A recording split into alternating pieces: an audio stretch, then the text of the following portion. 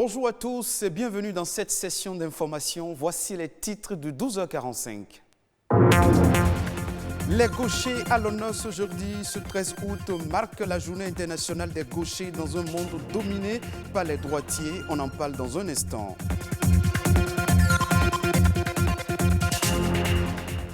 Les chips de banane, encore appelés ahayoué, sont bien connus des Béninois. Ils en consomment sous diverses formes. Origine et préparation du ahayoué, c'est à suivre dans cette session d'information.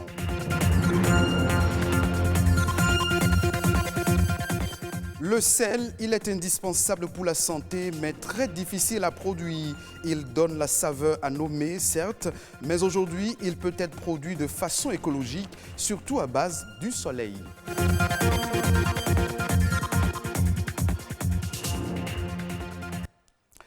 Bonne journée à tous les gauchers. Oui, si vous êtes gaucher, sachez que ce 13 août, le monde entier vous célèbre. Une minorité qui représente environ 12% de la population mondiale. Créée en 1976, cette journée a pour but de sensibiliser aux droits des gauchers contre la stigmatisation et la discrimination. Jusqu'à une époque relativement récente, la particularité des gauchers était considérée comme un défaut, voire une tare. Et pourtant, les psychologues disent le contraire. Quelques Cotonois parlent ici des gauchers et de ce qu'ils subissent comme discrimination au micro de Louis Koudoubo et Émile Azopota. On est gaucher, on ne devient pas gaucher.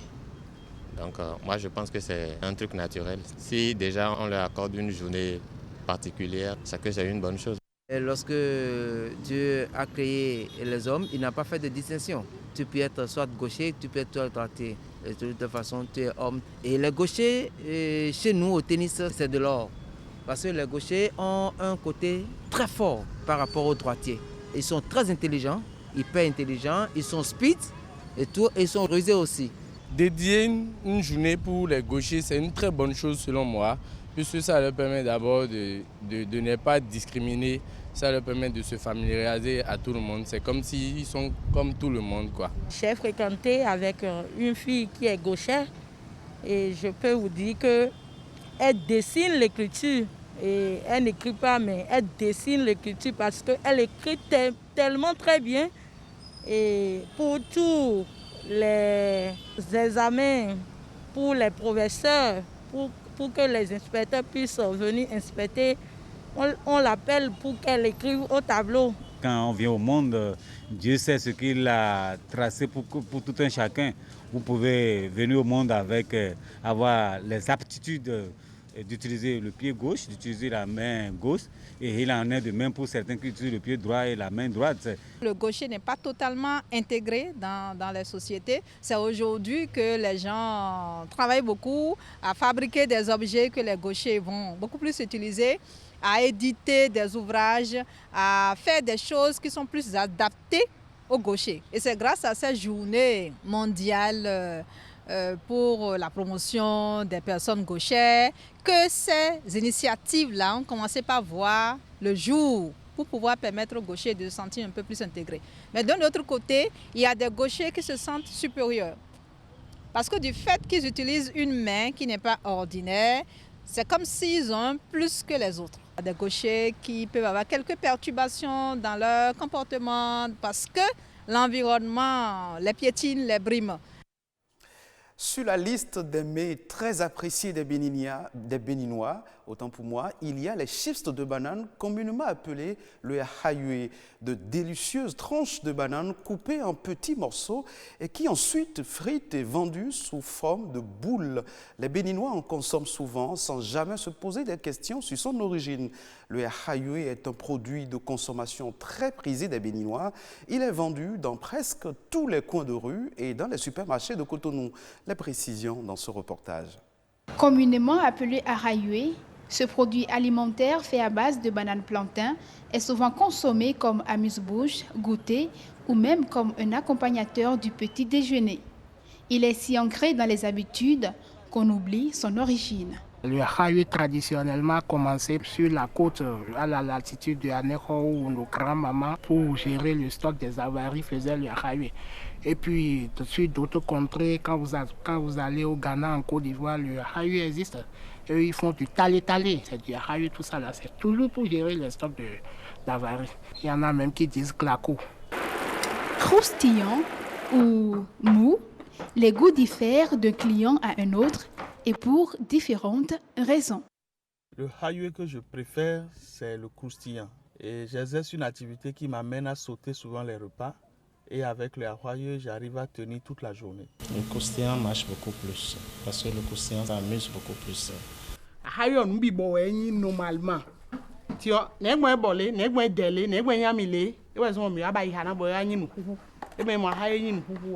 Et pourtant, certains clients émettent des réserves quant à sa consommation. Ils soupçonnent un mélange de la papaye et de la banane plantain lors de la préparation. Un avis récusé par les producteurs. Il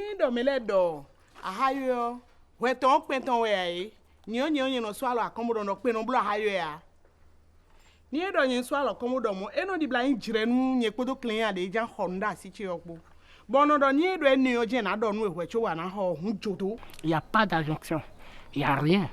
Il y a des rumeurs qui courent que le Ahayue, c'est de la banane, c'est quoi? C'est de la papaye coupée, puis on ajoute du sucre ou bien... Il y a des menteurs qui le font. Il ne m'est jamais arrivé de constater autre chose que de la banane. Donc je m'inscris en faux contre cette assertion-là. Le Ahayue est classé de nos jours dans la catégorie des chips. Qu'il soit commercialisé de façon traditionnelle ou moderne, le Ahayue reste et demeure un mets dont nombre de Béninois se délectent. On parle à présent d'un nutriment utile qui permet de faire ressortir les saveurs d'un plat, le sel. Il est essentiellement utilisé pour assaisonner, conserver les aliments et aussi pour enrichir la nourriture. Indispensable pour la santé, mais très difficile à produire. Pour faciliter la production du sel et protéger l'environnement contre les dégâts que cause la méthode traditionnelle de la fabrication du sel, une méthode écologique de fabrication est tout trouvée. Cette méthode consiste à fabriquer le sel à base du soleil. Dovonou Flavien, environnementaliste, nous parle des avantages de cette méthode écologique.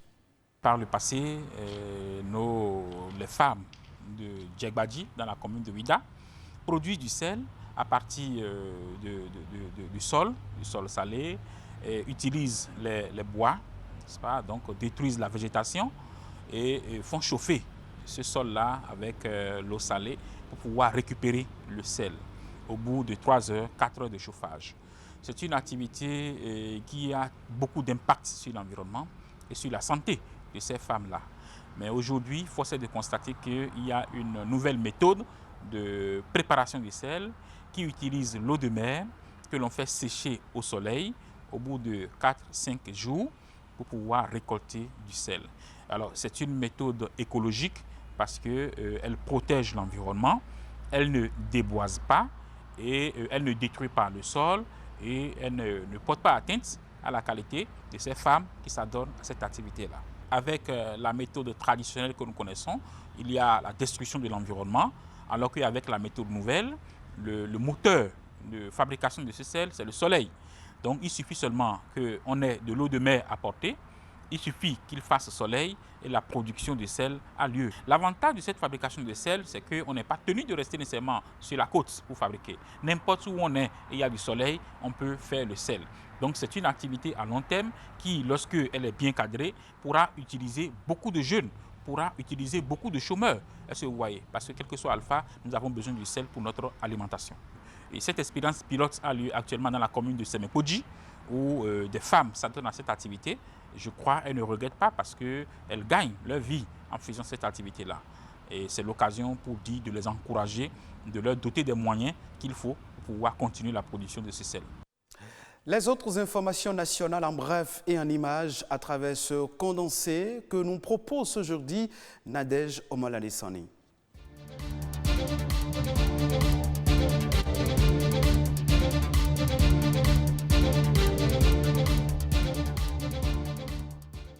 Des navires mastodontes accostent désormais au port autonome de Cotonou.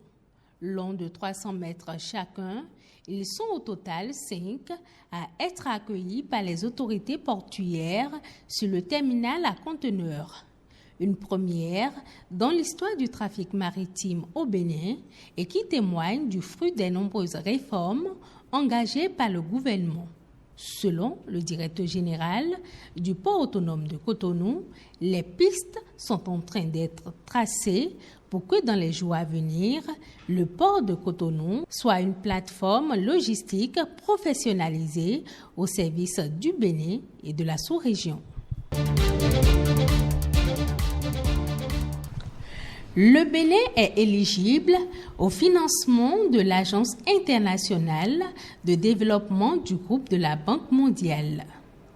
La Banque mondiale a mis à jour sa plateforme de suivi de la transparence en matière de gestion de la dette et consacre le Bénin comme premier parmi les 116 pays éligibles au financement de l'Agence internationale de développement et du groupe de la Banque mondiale.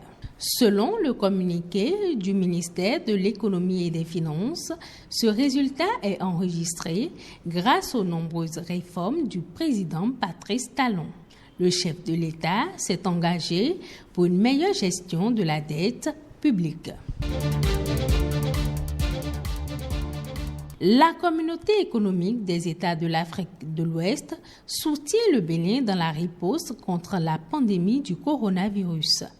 À cet effet, d'importants dons de matériel contenant du gel hydroalcoolique, des masques de protection, des visières et bien d'autres équipements ont été remis au Bénin.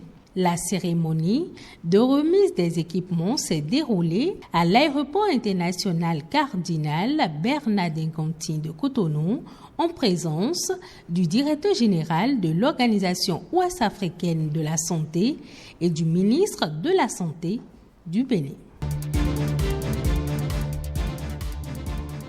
Les candidats admis au certificat d'études primaires, désireux de faire leur entrée en 6e au Prytanée militaire de Bébéréké et au lycée militaire des jeunes filles de Natitengu, composent le lundi 17 août prochain au niveau des centres de composition retenus. Les listes des candidats sont disponibles dans les directions départementales des enseignements maternels et primaires et dans les directions départementales de la police républicaine.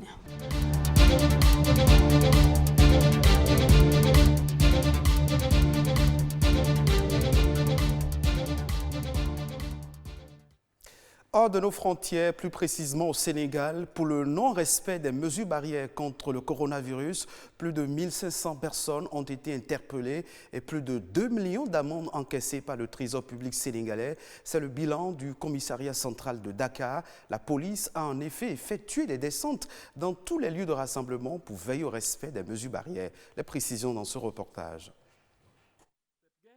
Le coronavirus, la police nationale ne badine pas. Au marché Tilène, les agents de police arrêtent et contrôlent systématiquement véhicules et passagers. Sur la grande avenue, le port du masque est visible. Les passants ont adopté la mesure barrière. À Sandaga, nos caméras sont tombées sur un fourgon rempli de récalcitrants, des citoyens qui ne veulent pas du tout porter de masque. La police est obligée de sévir. Depuis le week-end dernier, plus de 1500 personnes ont été interpellées pour le même motif. Plus de 2 millions CFA récoltés par le Trésor public. Parce que le samedi, on était presque à plus de 700 personnes interpellées. Donc pour le week-end, il y a plus de 2 millions d'amendes forfaitaires qui ont été versées. Il faut noter que ces sommes sont déposées au Trésor. Donc les amendes forfaitaires sont perçues par les agents verbalisateurs, mais c'est des sommes qui sont déposées au Trésor public. Sur la corniche, c'est le calme plat. La police occupe les lieux. Seuls les accessoires des vendeurs de poissons grillés sont là sous le chaud soleil. L'interdiction de rassemblement est respectée. La police s'en félicite. Là, nous interdisons les rassemblements déjà. Et aussi également le non-port de masque. Le sport individuel jusqu'à l'instant où l'on parle, on peut se permettre de le faire au niveau des accotements bien sûr, mais pas en regroupement. En fait, c'est un dispositif spécial que la police a mis en place le temps de faire respecter les mesures barrières. Et jusque-là, les Dakarois adhèrent. Aujourd'hui, c'est l'occasion de remercier en fait, la population sénégalaise. Dont le constat est là. Ils ont adhéré effectivement aux instructions des autorités. Et cela nous a facilité du point de vue opérationnel, effectivement, l'exécution de notre mission.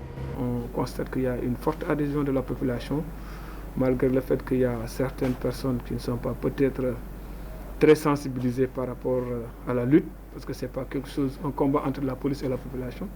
C'est une adhésion, c'est une lutte, c'est une action commune. Et ces actions doivent être menées. Dakar, ainsi, est sur le pied de guerre. Partout, c'est la mobilisation. Le masque est devenu familier, un petit outil d'une importance capitale pour sortir la capitale de son statut d'épicentre.